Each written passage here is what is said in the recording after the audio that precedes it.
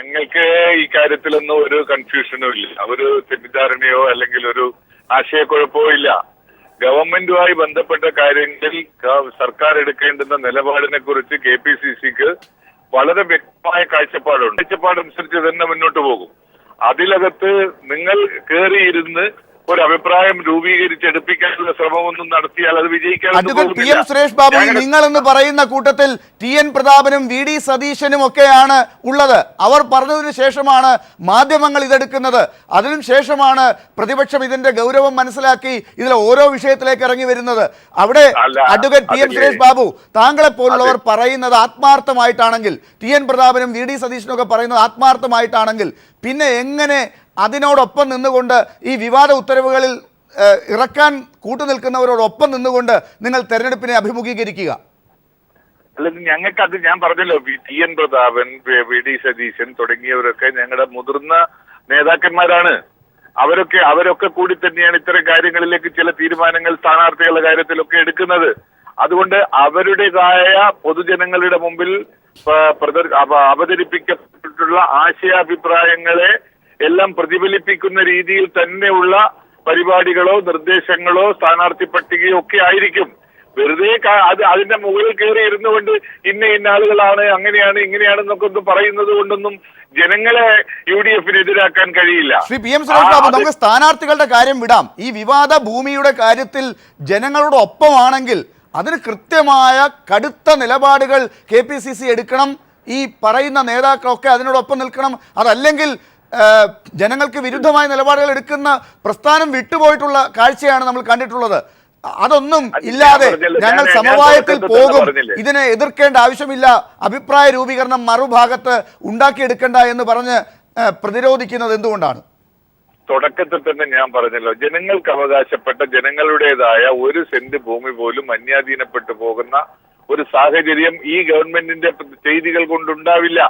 ഉണ്ടാകാൻ ആരെങ്കിലും ശ്രമിക്കുന്നുണ്ടെങ്കിൽ, ഏതെങ്കിലും തലത്തിൽ ശ്രമമുണ്ടെങ്കിൽ ആ തലത്തിലുള്ള ശ്രമം അവിടെ തന്നെ നുള്ളപ്പെടും എന്ന കാര്യം. പിന്നെ എന്തുകൊണ്ടാണ് ഇത്രയധികം ഉത്തരവുകൾ സർക്കാർ തന്നെ പുറത്തിറക്കിയത്? ആരാണത് നുള്ളിയത്? അല്ല, നുള്ളിയത് തന്നെ എത്ര ഉത്തരവുകൾ തിരുത്തി? അതിന്റെ ലാലിന് മനസ്സിലാവാത്തതിരിക്കുന്നത് എത്ര ഉത്തരവുകൾ തിരുത്തി? സർക്കാരിന് മനസ്സില്ലാ മനസ്സോടെ, സർക്കാരിന് താല്പര്യമില്ലാതെ, തെറ്റാണെന്ന് ബോധ്യപ്പെടാതെ, വിവാദം ഉണ്ടായതുകൊണ്ട് ഈ ഘട്ടത്തിൽ ഇങ്ങനെയൊക്കെ എടുക്കേണ്ടി വരുന്നു എന്ന് പറഞ്ഞുകൊണ്ടൊക്കെയാണ് തിരുത്തിയത്. അതൊന്നും അങ്ങീ പറഞ്ഞ ആത്മാർത്ഥതയാണെന്ന് അടിവരയിട്ടുകൊണ്ടല്ല. ഞാൻ പറയാം. അതിനകത്ത് എന്തുകൊണ്ട് ഇങ്ങനെ ഒരു ഉത്തരവ് വന്നു എന്നുള്ളൊരു ചോദ്യത്തിന് ഉത്തരവ് വന്നു. എങ്ങനെ വന്നു? അതിന് രാഷ്ട്രീയ കൈകടത്തലുണ്ടോ? ഉദ്യോഗസ്ഥ തലത്തിലുള്ള കൈകടത്തലുണ്ടോ? ഇത് രണ്ടും വേർതിരിച്ച് ഞങ്ങൾ അന്വേഷിക്കും. രാഷ്ട്രീയ കൈകടത്തലുണ്ടെങ്കിൽ ഏത് ആര് രാഷ്ട്രീയക്കാരൻ ഇതും അന്വേഷിക്കും. അങ്ങനെ ഈ വിവാദ ഉത്തരവുകളാണ് ജനങ്ങൾക്ക് ദ്രോഹകരമായ ഉത്തരവാണ്. ഇത് ആരന്വേഷിക്കുമെന്നാണ് ശ്രീ PM സുരേഷ് ബാബു? KPCC അന്വേഷിച്ചത് കൊണ്ട് എന്ത് കാര്യം? സർക്കാരല്ലേ ഈ കാര്യത്തിൽ അന്വേഷിക്കേണ്ടത്? ഈ സർക്കാരിന്റെ തലപ്പത്തുള്ളവർ തന്നെ ഇങ്ങനെ ചെയ്യുമ്പോൾ ഏത് സംവിധാനമാണ് അന്വേഷിക്കുക? KPCCയുടെ നിർദ്ദേശപ്രകാരമാണല്ലോ ഇത് അന്വേഷണങ്ങൾ നടത്തിയതും ഉത്തരവുകൾ റദ്ദാക്കപ്പെട്ടതും ഒക്കെ. KPCCയുടെ നിർദ്ദേശപ്രകാരമുള്ള കരുണ എസ്റ്റേറ്റ് ഭൂമിയുടെ കാര്യത്തിൽ എന്ത് ഉത്തരവാണ് ഇപ്പോ വന്നത്? ഈ വിജിലൻസിന്റെ കാര്യം വിവരാവകാശ പരിധിയിൽ നിന്ന് മാറ്റുന്ന കാര്യത്തിൽ എന്ത് ഉത്തരവാണ് ഈ KPCC പ്രസിഡന്റ് പറഞ്ഞ കാര്യത്തിൽ വന്നത്? ഞാൻ ധൃതിപ്പെടേണ്ട കാര്യമില്ല. എല്ലാ കാര്യങ്ങൾക്കും ഒരു പരിഹാരം ഉണ്ടാക്കാൻ മാത്രം പ്രാപ്തമാണ് രാഷ്ട്രീയ പാർട്ടിയുടെ രാഷ്ട്രീയ നേതൃത്വവും. അതിനകത്തൊന്നും ഒരു ബുദ്ധിമുട്ടുണ്ടാവില്ല. ഞാൻ ഒരു കാര്യം ഉറപ്പിച്ച് പറയാൻ ആഗ്രഹിക്കുന്നു. ജനങ്ങൾക്ക് അവകാശപ്പെട്ട ഒരു സാധനവും ഒന്നും നഷ്ടപ്പെടാൻ ഈ പ്രാവശ്യം അല്ലെങ്കിൽ ഈ ഒരു കാലഘട്ടത്തിലും കോൺഗ്രസോ UDFോ അനുവദിക്കുന്ന പ്രശ്നമില്ല. ഈ ജനങ്ങളിൽപ്പെട്ട 3 ലക്ഷം പേർക്ക് 1 സെന്റ് ഭൂമി പോലും ഇല്ലാത്ത ഈ കേരളത്തിൽ എത്ര ഉത്തരവുകൾ ഇറങ്ങി? ഒരാൾക്കെങ്കിലും 1 സെന്റ് ഭൂമിയെങ്കിലും ഇതുപോലെയുള്ള പൊതുമുതൽ ഞങ്ങളല്ലേ സീറോ ലാൻഡ്ലെസ് ഭൂമിയുടെ പ്രശ്നമൊക്കെ ഞങ്ങളല്ലേ കൊണ്ടുവന്നത്? അതിൽപ്പെട്ട പട്ടയം വാങ്ങി തേരാപ്പാര നടക്കുകയാണ് ആളുകൾ. ഇപ്പോഴിപ്പോ അതിനോടൊരു ഒരു പ്രത്യേകമായ അതിന്റെ ഒരു ഉടമസ്ഥനാവേണ്ട കാര്യമൊന്നും ഇല്ലല്ലോ ആരും. അതുകൊണ്ട് അതങ്ങനെ വിട്. ശ്രീ PM സുരേഷ് ബാബു, ഇപ്പോ ഞാൻ അങ്ങയിലേക്ക് തിരിച്ചു വരാം. അഡ്വക്കേറ്റ് ശിവൻ മഠത്തിൽ എത്രത്തോളം വിശ്വസിക്കാം KPCCയുടെ ജനറൽ സെക്രട്ടറിയായ PM സുരേഷ് ബാബുവിനെ പോലെയുള്ള ആളുകൾ കാണിക്കുന്ന ഈ ആത്മവിശ്വാസത്തെ? കോൺഗ്രസ് പാർട്ടിയുടെ ലാലെ അഡ്വക്കേറ്റ് PM സുരേഷ് ബാബു അദ്ദേഹം കോൺഗ്രസ് പാർട്ടിയുടെ KPC ജനറൽ സെക്രട്ടറി എന്ന നിലയിൽ അദ്ദേഹത്തിൻ്റെ ഡിഫൻസ് അല്ലെങ്കിൽ പ്രതിരോധം പാർട്ടിയെ രക്ഷിക്കുന്ന രീതിയിലാകുന്നതിൽ തെറ്റൊന്നുമില്ല. ഞാൻ ഒരു കാര്യം കൂടെ പ്രത്യേകം ശ്രദ്ധിച്ചു. ഡോക്ടർ സമ്പത്ത് വസ്തുതകൾ വെച്ചുകൊണ്ട് വളരെ വിസ്തരിച്ച് നടത്തിയ അഴിമതികളുടെ പട്ടിക ഇവിടെ പറഞ്ഞു. ആ പറഞ്ഞ പട്ടികയിൽ ഒരു കാര്യം പോലും സുരേഷ് ബാബു നിഷേധിക്കുന്നില്ല. ഒന്ന്. രണ്ടാമത്തെ കാര്യം, രാഷ്ട്രീയപരമായി ശ്രീ സമ്പത്ത് ഉന്നയിച്ചിട്ടുള്ള കാര്യങ്ങൾക്ക് വ്യക്തമായ മറുപടി നൽകാൻ ധാർമ്മികമായി ഉത്തരവാദപ്പെട്ട KPC ജനറൽ സെക്രട്ടറി തന്ത്രപരമായി അതിൽ നിന്ന് ഒഴിഞ്ഞു മാറുകയാണ് ഉണ്ടായത്. ഒന്നാമത്തെ കാര്യം. രണ്ടാമത്തെ കാര്യം, അദ്ദേഹം 3 പ്രാവശ്യം റിപ്പീറ്റ് ചെയ്തു, ഈ സർക്കാർ ജനങ്ങൾക്ക് അവകാശപ്പെട്ട ഒരു സെന്റ് ഭൂമി പോലും നഷ്ടപ്പെടാതെ സംരക്ഷിക്കുമെന്ന്. ഞാൻ ചോദിക്കട്ടെ, ഈ അടുത്ത കാലത്ത് ക്യാൻസൽ ചെയ്ത എല്ലാ ഉത്തരവുകളും, അത് പിന്നെ ബഹുമാനപ്പെട്ട റവന്യൂ വകുപ്പ് മന്ത്രിയുടെ തന്നെ ഉത്തരവുകൾ പലതും ക്യാൻസൽ ചെയ്തത് KPCCയിലെ തന്നെ ഭാരവാഹികളായിട്ടുള്ള ശ്രീ VD സതീശനും ശ്രീ TN പ്രതാപനും മാത്രം പറഞ്ഞതുകൊണ്ടല്ല. കേരളത്തിലെ ദൃശ്യമാധ്യമങ്ങളും മറ്റു മാധ്യമങ്ങളും ഒക്കെ തന്നെ വളരെ ജാഗരൂകരായി അവർ ഇത് പുറത്തു കൊണ്ടുവരികയും കേരളത്തിലെ ശക്തമായ പ്രതിപക്ഷം ശക്തമായി തന്നെ അതിനെ പ്രതിരോധിക്കുകയും ജനങ്ങളുടെ മുമ്പിൽ തുറന്നു കാട്ടിയപ്പോൾ രക്ഷയില്ലാതെയാണ് അത് ക്യാൻസൽ ചെയ്തത്. അദ്ദേഹം അവസാനം പറഞ്ഞ കാര്യം തന്നെ എടുക്കാം. ബഹുമാനപ്പെട്ട റവന്യൂ മന്ത്രി സന്തോഷ് മാധവന് ഭൂമി പതിച്ചു കൊടുത്തതിനെ സംബന്ധിച്ച് ആ ഫയൽ അദ്ദേഹം വിളിച്ചു വരുത്തി അത് ക്യാൻസൽ ചെയ്തത് മുഖ്യമന്ത്രിയോട് ആലോചിച്ചതിന് ശേഷം ക്യാൻസൽ ചെയ്യാനുള്ള പറഞ്ഞ 2 കാരണങ്ങളിൽ, ഒന്ന് പ്രോപ്പർട്ടി, ബാംഗ്ലൂരിലെ പ്രോപ്പർട്ടി എന്ന് പറഞ്ഞാൽ അത് കൃഷി പ്രോപ്പർട്ടി ഡെവലപ്പേഴ്സ് എന്ന് പറയുന്ന അവർ നൽകിയ ഇൻഫർമേഷൻ തെറ്റായിരുന്നു. 2, ഹൈക്കോടതി ഇരുന്ന കേസിനെ കുറിച്ച് അദ്ദേഹത്തിന് അറിയില്ലായിരുന്നു. ഇത് രണ്ടും ശുദ്ധ കള്ളം. അദ്ദേഹത്തിന് ഇതെല്ലാം അറിയാമായിരുന്നു. പതിച്ചു കൊടുത്ത് സന്തോഷ് മാധവൻ്റെ ബിനാമികളായിട്ടുള്ള ബാംഗ്ലൂരിലെ റിയൽ എസ്റ്റേറ്റുകാർക്ക് പൈസ പതിച്ചു കൊടുത്ത് അതിൻ്റെ കമ്മീഷൻ അടിക്കാൻ തന്നെയായിരുന്നു തീരുമാനം. അതിലൊന്നും ഒരു സംശയവുമില്ല.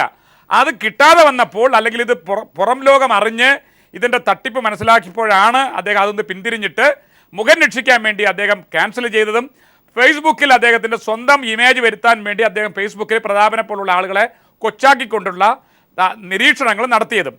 മൂന്നാമത്തെ കാര്യം, ശ്രീ സുരേഷ് ബാബു പറഞ്ഞതിൻ്റെ ഒരു സത്യസന്ധതയില്ലായ്മ എന്തെന്ന് പറഞ്ഞാൽ, അദ്ദേഹത്തിന് ഇങ്ങനെ ഒരു തെറ്റ് പറ്റിയതിനെ സംബന്ധിച്ച് ഇപ്പോൾ പറഞ്ഞ കാര്യം മാത്രമല്ല ലാല് ചോദിച്ചത്, ഈ സർക്കാർ അധികാരത്തിൽ വന്നതിന് ശേഷം നടത്തിയിട്ടുള്ള കൊള്ളകളുടെ ഭൂമി, വിലപിടിച്ച ഭൂമി, പൊതുസമൂഹത്തിൻ്റെ ഭൂമി തട്ടിപ്പ് നടത്തി പല റിയൽ എസ്റ്റേറ്റുകൾക്കും ഭൂമാഫികൾക്കും നൽകുന്നതിൻ്റെ പുറകിൽ നടത്തിയിട്ടുള്ള രാഷ്ട്രീയ ഇടപെടലുകളിൽ അന്വേഷിക്കണമെന്ന് പറയുമ്പോൾ അദ്ദേഹം പറഞ്ഞു, KPCC അന്വേഷിച്ചാൽ മതിയോ എന്ന് ചോദിച്ചപ്പോൾ അദ്ദേഹം പറഞ്ഞത്, ഞങ്ങളിതൊക്കെ പരിശോധിക്കുമെന്ന്. ഇനി എപ്പോഴാണ് പരിശോധിക്കുന്നത്?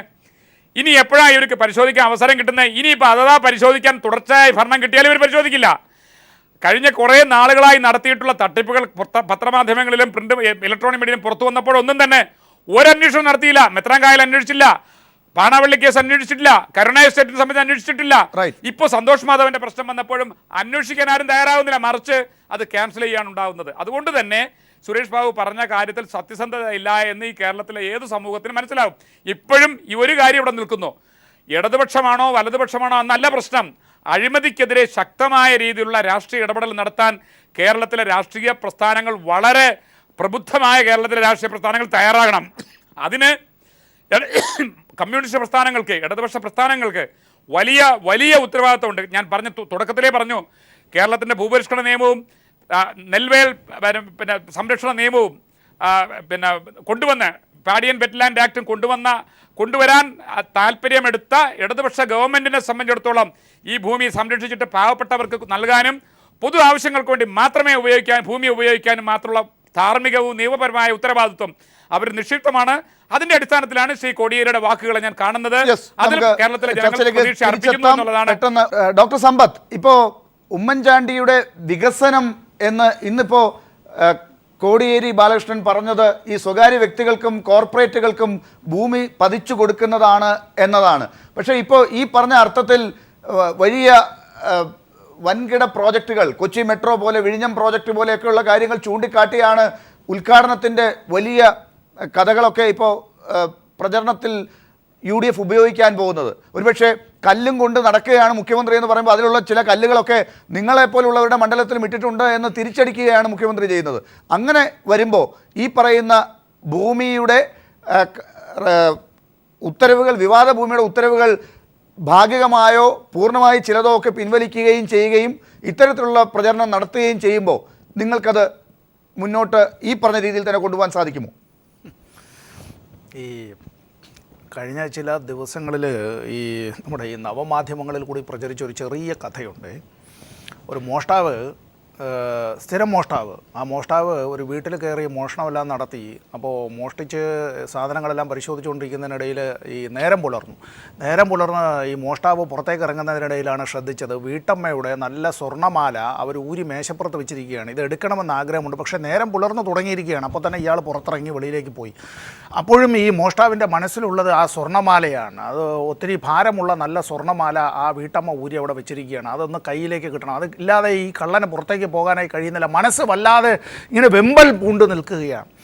അവസാനം സഹികെട്ട് ഇയാൾ തിരിച്ചു വന്നിട്ട് ഈ മാന്യനായി തന്നെ അവിടെ ഈ കോളിംഗ് ബെല്ലടിച്ചപ്പോൾ ഉറക്കച്ചടവോടുകൂടി ഗൃഹനാഥൻ എണീറ്റ് വന്നു. ആരാ എന്താ, പ്ലീസ് ഒരവസരം കൂടി തരണേ. ഇത് ആ കഥ വാസ്തവത്തിൽ ഈ ഉമ്മൻചാണ്ടി സർക്കാരിൻ്റെ ഈ നടപടികളുമായി ബന്ധപ്പെടുത്തി നോക്കിയാൽ ഈ കഥ ഒന്നുമല്ല. ആ കള്ളൻ വെറും ഒരു പാവം കള്ളനെന്നേ പറയാൻ കഴിയുള്ളൂ. ഈ ഗവൺമെൻറ് ചെയ്തിട്ടുള്ളതെല്ലാം തന്നെ വാസ്തവത്തിൽ ഒരു സർക്കാരിൻ്റെ കാലത്ത് ചെയ്യാൻ പാടില്ലാത്തതായിട്ടുള്ള ഭരണതലത്തിലുള്ള അബദ്ധസഞ്ചാരമാണ്. അതെല്ലാം തന്നെ ഒരു ഭരണകൂടത്തിന് തെറ്റുകൾ സംഭവിക്കാം, പിശകുകൾ സംഭവിക്കാം. ആ പിശകുകൾ ചൂണ്ടിക്കാട്ടിയാൽ അതിൽ അടിയന്തരമായ തിരുത്തലുണ്ടാവണം. ബന്ധപ്പെട്ട രാഷ്ട്രീയ ഘടകത്തിൽ തന്നെ അത്തരം തിരുത്തലുകൾ ഉണ്ടാവണം. ഇവിടെ എന്താ സംഭവിക്കുന്നത്? KPCCയുടെ പ്രസിഡന്റ് തന്നെ ഇത്തരം കാര്യങ്ങൾ തെറ്റ് ചൂണ്ടിക്കാണിച്ചാൽ മുഖ്യമന്ത്രി തിരുത്താൻ തയ്യാറുണ്ടോ? KPCCയുടെ വൈസ് പ്രസിഡന്റ് ഇത്തരം തെറ്റുകൾ ചൂണ്ടിക്കാണിച്ചാൽ ഇവിടെ ഈ ഭരണകൂടം തിരുത്താൻ തയ്യാറുണ്ടോ? അല്ല, തൻ്റെ ഭരണകൂടത്തിന് പിന്തുണ നൽകുന്നതായിട്ടുള്ള MLA-മാർ, ആ ബഹുമാന്യരായ MLA-മാർ തന്നെ ഇത്തരം കാര്യങ്ങളിൽ പരസ്യമായി പ്രതികരിച്ച് ഫേസ്ബുക്ക് നമ്മൾ പലരും ഉപയോഗിക്കുന്നതാണ്. അതിൽ അത്തരത്തിലൊരു കാര്യത്തിൽ തൻ്റെ അഭിപ്രായം വെട്ടിത്തുറന്ന് പറഞ്ഞാൽ ആ MLA ഒരു ജനപ്രതിനിധിയാണ്. ആ MLA മന്ത്രി തന്നെ അദ്ദേഹത്തെ വളരെ പരിഹസിച്ചുകൊണ്ട് താൻ ചെയ്തതെല്ലാം ശരിയാണ് എന്നുള്ള നിലയിൽ പറഞ്ഞാൽ ഇതൊക്കെ ഈ എന്തൊരു അല്പത്തരം, ഈ അല്പത്തരം പാടുണ്ട്. ഈ പറഞ്ഞ കാര്യത്തിൽ ഈ സർക്കാരിനെ നയിക്കുന്ന മുഖ്യമന്ത്രി എടുക്കുന്ന ഇത്തരം നിലപാടുകളെയാണല്ലോ ഈ പറയുന്ന KPCC പ്രസിഡന്റും കൂടെ നിൽക്കുന്ന MLA-മാരും വിമർശിക്കുകയൊക്കെ ചെയ്യുന്നത്.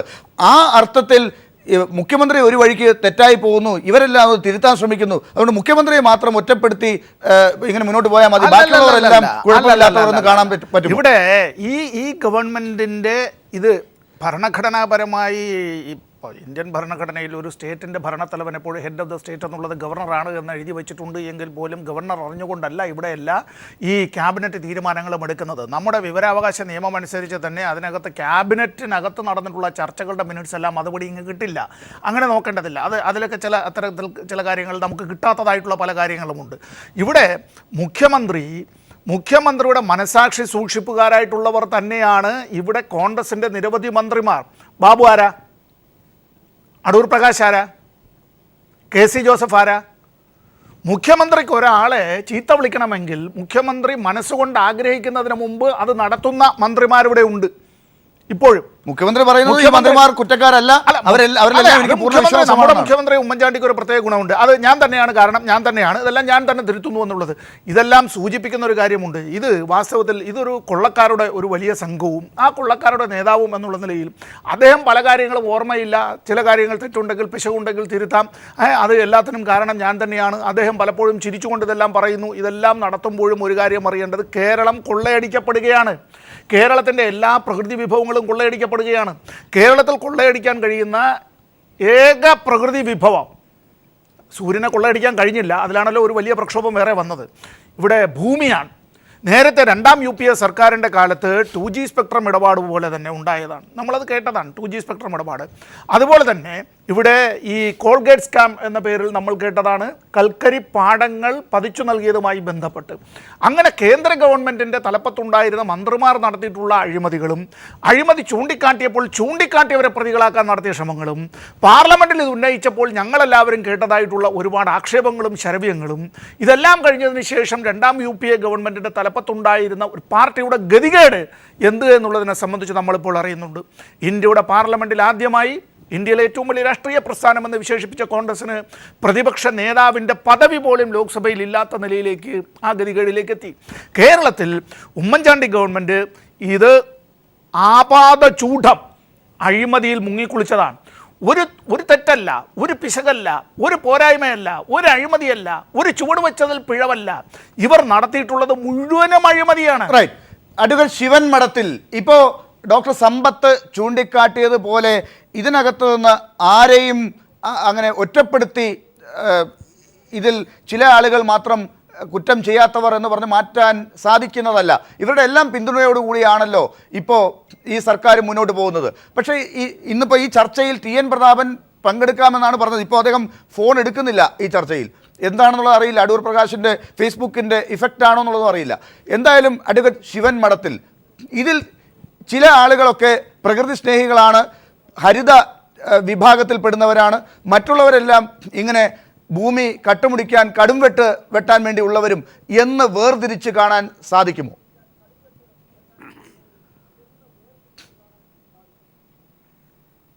ലാലെ, ഇവിടെ ശ്രീ പ്രതാപനെക്കുറിച്ചും ശ്രീ VD സതീശനെക്കുറിച്ചും ഒക്കെ അവരെടുത്ത നിലപാടുകളെക്കുറിച്ചൊക്കെ തൽക്കാലം അവർക്ക് ഇത്തരം കാര്യങ്ങളിൽ അഴിമതി നടന്നു എന്ന് മനസ്സിലാക്കിയപ്പോൾ പാർട്ടിയെ രക്ഷിക്കാൻ വേണ്ടിയിട്ടുള്ള ചില തന്ത്രങ്ങളൊക്കെ അവർ പറയുകയാണ്. ഈ സിവിയറായ ക്യാൻസർ പേഷ്യൻറ്റിന് ഈ ടൈഗർ ബാം തലയിൽ തേച്ചിട്ട് അസുഖം മാറ്റാമെന്ന് പറയുന്നത് പോലെയാണ് ശ്രീ പ്രതാപനും VD സതീശനും ഒക്കെ ഇതിൽ ഇടപെട്ടിട്ട് ഈ പ്രശ്നങ്ങളൊക്കെ ചൂണ്ടിക്കാണി ഞങ്ങൾ പരിഹരിക്കും, അല്ലെങ്കിൽ ഇതൊക്കെ പിൻവലിക്കണമെന്നൊക്കെ പറയുന്നത്. അടിസ്ഥാനപരമായി ഇതൊന്നും നടക്കുന്നില്ല എന്നുള്ളതാണ് സത്യം.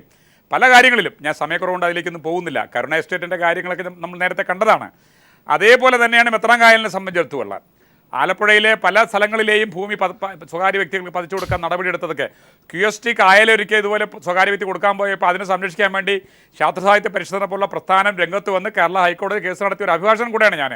അപ്പോൾ അതുകൊണ്ട് ഭൂമി തട്ടിയെടുക്കുന്ന കാര്യത്തിൽ ഇവർ കാണിക്കുന്ന മത്സരബുദ്ധി എനിക്ക് സംശയം തോന്നുന്നത്, നേരത്തെ ശ്രീ സമ്പത്തോടെ സൂചിപ്പിച്ചു, ഈ ശ്രീ ബഹുമാനപ്പെട്ട റവന്യൂ മന്ത്രി ശ്രീ അടൂർ പ്രകാശ് വ്യക്തിപരമായി താല്പര്യമെടുത്ത് ഈ കാര്യം ക്യാബിനറ്റിലേക്ക് കൊണ്ടുവന്ന് അവസാന നാളുകളിൽ, മന്ത്രിസഭയുടെ അവസാന നാളുകളിൽ ഇലക്ഷൻ വരുന്നു എന്ന് മനസ്സിലാക്കി ഇത് പാസ്സാക്കിയെടുക്കാൻ വേണ്ടിയിട്ട് മന്ത്രിസഭ ക്യാബിനറ്റ് ഉത്തരവാദിത്തത്തിലിരിക്കുന്നവരുടെ മുമ്പിൽ ഇത് വെക്കുമ്പോൾ വളരെ ശക്തമായി തന്നെ ഇത്തരം കാര്യങ്ങൾ ഇടപെടുന്ന ആളുകൾ പോലും അതിനകത്ത് ഇടപെട്ടിട്ടില്ല എന്ന ദുഃഖകരമായ ഒരു സത്യം ഇവിടെ അവശേഷിക്കുകയാണ്.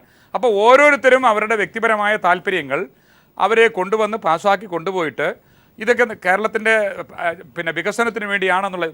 വികസനം എന്ന് പറയുന്ന ഒരു ഏറ്റവും വലിയ തട്ടിപ്പായിട്ട് നമ്മുടെ നാട്ടിൽ മാറിയിരിക്കുകയാണ്. വികസനത്തിൻ്റെ മറവിലാണ് സന്തോഷ് മാധവൻ്റെ ഭൂമി പോലും നികത്തി, അതായത് സർക്കാരിൻ്റെ എടുത്ത ഭൂമിയാണത്, ഹൈക്കോടതിയുടെ നിർദ്ദേശപ്രകാരം സർക്കാരിലേക്ക് വെസ്റ്റ് ചെയ്ത ഭൂമിയാണ് തിരിച്ചു കൊടുക്കാൻ. അവിടെ തിരിച്ചു കൊടുക്കുമ്പോൾ പറയുന്നത് IT വരുന്നു എന്നുള്ളതാണ്. IT എന്ന് രണ്ട് വാക്കിലൂടെ പൊതുജനങ്ങളെ വികസനത്തിൻ്റെ വക്താക്കളാക്കി, അല്ലെങ്കിൽ ഈ പറഞ്ഞ ഈ IT എന്ന് പറയുന്ന വ്യവസായം അവിടെ വരുമ്പോൾ ആയിരക്കണക്കിന് ആൾക്കാർക്ക് തൊഴിൽ കിട്ടുമെന്ന് പറയുന്ന ഏറ്റവും വലിയ തട്ടിപ്പ് നടത്തിയാണ് ഇത്തരത്തിലുള്ള വളരെ പ്രഷ്യസായ, നമുക്ക് അല്പം മാത്രമേ ഇനി എനിക്ക് തോന്നുന്നു 8.5 ലക്ഷം ഹെക്ടർ നിലം മാത്രം നോക്കി ഇനി ബാക്കി അവശേഷിച്ചിട്ടുണ്ട്. 30 ലക്ഷം ഹെക്ടർ ഭൂമി സ്വാതന്ത്ര്യം കിട്ടിയപ്പോൾ ഉള്ള നമ്മുടെ കേരളമാണ്. അവിടെ ഇത്രയും കൂടെ ഇനിയും ബാക്കിയും കൂടെ തട്ടിയെടുക്കാനുള്ള പരിപാടി കൂട്ടി നിൽക്കുമ്പോൾ സുരേഷ് ബാബുവിനെ പോലുള്ള ആളുകൾ ഇതിനെ ന്യായീകരിക്കുന്നതിൻ്റെ ഗതികേട് നമുക്ക് മനസ്സിലാവുന്നില്ല. മാത്രവുമല്ല, എനിക്ക് തോന്നുന്നു ജനങ്ങൾക്ക് കിട്ടുന്ന ഏറ്റവും ഒരു സുവർണ അവസരമാണ് ഈ വരുന്ന ഇലക്ഷനിൽ ഇത്തരത്തിൽ അഴിമതി നടത്തിയ ആളുകളെ. രാഷ്ട്രീയ പശ്ചാത്തലമല്ല ഇവിടുത്തെ പ്രശ്നം, മറിച്ച് ഭൂമിയുടെയും വെള്ളത്തിൻ്റെയും മണ്ണിൻ്റെയും ആകാശത്തിൻ്റെയും ഒക്കെ പൊതുസ്വത്തുക്കളുടെ സംരക്ഷണത്തിൽ ഇവർ കാണിക്കുന്ന അമാന്തങ്ങളും ഇവർ കാണിക്കുന്ന തട്ടിപ്പും വെട്ടിപ്പും അടിച്ചുമാറ്റലും ജനങ്ങൾക്ക് കിട്ടുന്ന ഏറ്റവും വലിയൊരു അവസരമാണ്. ആ അവസരം തൻ്റെ സമ്മതിദാനാവകാശത്തിലൂടെ അത് പ്രകടിപ്പിക്കുമെന്നുള്ളതാണ് നമുക്ക് ചർച്ച അവസാനിപ്പിക്കേണ്ടിയിരിക്കുന്നത്. ഏറ്റവും അവസാനമായി ഡോക്ടർ സമ്പത്ത്, TN പ്രതാപൻ എന്തായാലും ഇപ്പോൾ പ്രതികരിക്കുന്നില്ല. ഈ പറഞ്ഞ അർത്ഥത്തിൽ ഇപ്പോൾ അഡ്വക്കേറ്റ് ശിവൻ മഠത്തിൽ പറഞ്ഞതുപോലെ ഭൂമിയും ജലവും അങ്ങനെ മനുഷ്യൻ്റെ നിലനിൽപ്പിന് തന്നെ അത്യാവശ്യമായിട്ടുള്ള ഈ കാര്യങ്ങൾ തന്നെ ആയിരിക്കുമോ നിർണായകമായ ഈ അസംബ്ലി തെരഞ്ഞെടുപ്പിൽ പ്രതിപക്ഷവും ഇനി മുന്നോട്ട് വയ്ക്കാൻ പോകുന്നത്? അതാണോ ഈ തെരഞ്ഞെടുപ്പിൻ്റെ വിഷയമാകാൻ പോകുന്നത്? ശ്രീ ശിവൻ മഠത്തിൽ പറഞ്ഞ കാര്യം വളരെ പ്രധാനപ്പെട്ട വിഷയം തന്നെയാണ്. അദ്ദേഹത്തെ പോലുള്ളവർ, അഭിഭാഷക സമൂഹം ഉൾപ്പെടെയുള്ള പൊതുസമൂഹം ഇക്കാര്യത്തെ ഈ കഴിഞ്ഞ 5 വർഷക്കാലവും ഇവരെല്ലാവരും ഇത് കണ്ടുകൊണ്ടിരിക്കുകയാണ്. അവരുടേതായ പ്രതികരണങ്ങൾ അവരെല്ലാവരും അതാത് കാലങ്ങളിൽ അവർ പ്രകടിപ്പിച്ചിട്ടുമുണ്ട്. ഇവിടെ ഇപ്പോൾ അദ്ദേഹം പറഞ്ഞൊരു കാര്യം, അത് വളരെ വളരെ അർത്ഥസമ്പുഷ്ടമായ ഒരു വാചകമാണ്. ജനങ്ങളെ സംബന്ധിച്ചിടത്തോളം അവരുടെ രാഷ്ട്രീയമായ അവകാശം വിനിയോഗിക്കാൻ കഴിയുന്നത് അവർക്ക് തെരഞ്ഞെടുപ്പിലാണ്. ആ വോട്ട് വോട്ടെടുപ്പിൽ കൃത്യമായി പങ്കെടുക്കുകയും വോട്ടെടുപ്പിൽ സ്വന്തം മനസാക്ഷിക്കനുസരിച്ച് കഴിഞ്ഞ 5 കൊല്ലക്കാലത്തെ ഉണ്ടായിട്ടുള്ള ദുരനുഭവങ്ങളുടെയും നാളെ ഈ നാട് നിലനിൽക്കുന്നതിന് തങ്ങൾ നടത്തുന്നതായ ഒരു വിരലടയാളം, ഒരു കയ്യൊപ്പ് എന്നുള്ളത് തങ്ങളിവിടെ ഇലക്ട്രോണിക് വോട്ടിംഗ് യന്ത്രത്തിൽ വോട്ടായി രേഖപ്പെടുത്തുന്നതിൽ കൂടിയാണ് എന്നും അത് വെറും ഒരു നിമിഷത്തെ കയ്യബദ്ധം പോലും തങ്ങൾ ചവിട്ടി നിൽക്കുന്ന മണ്ണ് തങ്ങൾ കന്യമാക്കി മാറ്റാൻ ഇടയുണ്ട് എന്നുള്ള കൃത്യമായ ബോധത്തോടു കൂടിയായിരിക്കണം തെരഞ്ഞെടുപ്പിൽ വോട്ട് ചെയ്യേണ്ടത് എന്നുള്ളത്. ഇവിടെ ഈ തെരഞ്ഞെടുപ്പ് മാത്രം കണ്ടുകൊണ്ടല്ല LDF ഈ വിഷയങ്ങളെ മുന്നോട്ട് വെച്ചിട്ടുള്ളത്. ഇവിടെ UDF ഗവൺമെൻറ് അധികാരത്തിൽ വന്നത് വെറും 2 MLA-മാരുടെ ഭൂരിപക്ഷത്തിലാണ്. ആ 2 MLA-മാരുടെ ഭൂരിപക്ഷത്തിൽ അധികാരത്തിൽ വന്നൊരു ഗവൺമെൻറ്റിനെ അട്ടിമറിക്കാനായിട്ടൊന്നും LDF ശ്രമിച്ചിരുന്നില്ല. ആയാറാം ഗയാറാം സംസ്കാരം കേരളത്തിൽ കൊണ്ടുവരാനും രാഷ്ട്രീയ കുതിരക്കച്ചവടം നടത്താനും ഇവിടെ CPM ആഗ്രഹിച്ചതേയില്ല. അതുകൊണ്ട് ഗവൺമെൻറ്റിന് അങ്ങനെ ദാനം കിട്ടിയതുപോലെ ലഭിച്ച ഒരു അധികാരം, ആ അധികാരത്തിൽ ഈ ദാനം കിട്ടിയ പശുവിൻ്റെ പല്ല് എണ്ണി നോക്കേണ്ടതില്ല, കറവയോടെ കറവ എന്ന് പറഞ്ഞതുപോലെ തന്നെ ഇവിടെ കിട്ടിയ അധികാരം ദുർവിനിയോഗം നടത്തുകയാണ് ചെയ്തത്. ഇത് തുടക്കം മുതൽ ഇതിൻ്റെ ഒടുക്കം വരെ അങ്ങനെ തന്നെയാണ് അവർ കൊണ്ടുപോയിട്ടുള്ളത്. ഒടുവിലെത്തിയപ്പോൾ ആർത്തി മൂത്ത് വട്ടായി എന്ന് പറഞ്ഞതുപോലെയുള്ള അവസ്ഥയിലാണ് UDF-ന്റെ ഗവൺമെൻറ്. എന്തായാലും പ്രതിപക്ഷവും സാമൂഹ്യ നിരീക്ഷകരുമൊക്കെ ഈ രീതിയിൽ ആഞ്ഞടിക്കുമ്പോൾ വക്താക്കൾ എത്തേണ്ടതാണ് സർക്കാരിൻ്റെ മുഖം രക്ഷിക്കാൻ. ആ അർത്ഥത്തിൽ ആരാണ് അതിൻ്റെ മുമ്പിൽ നിൽക്കുക എന്നുള്ളത് ഇപ്പോഴും സംശയകരമായ അവസ്ഥയിൽ തന്നെയാണ്. വളരെ നന്ദി ഈ ചർച്ചയിൽ പങ്കെടുത്തതിന് ഡോക്ടർ സമ്പത്ത്, അഡ്വക്കേറ്റ് ശിവൻ മഠത്തിൽ, അഡ്വക്കേറ്റ് PM സുരേഷ് ബാബു.